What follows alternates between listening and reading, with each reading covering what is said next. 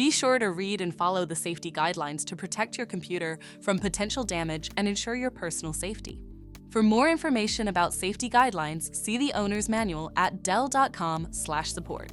Before you begin, turn off the computer and disconnect all the attached peripherals.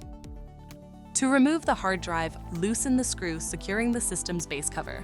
Slide and lift the cover to remove it. Find the hard drive module and press the blue tabs to unlatch it. Lift the module out of the system.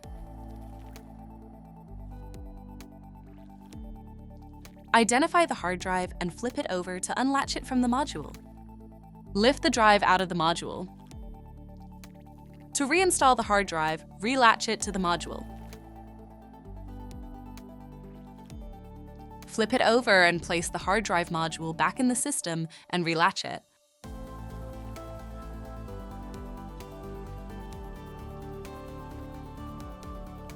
Slide the base cover on the system and secure it with the screw. For more information about your Dell system, visit dell.com/support.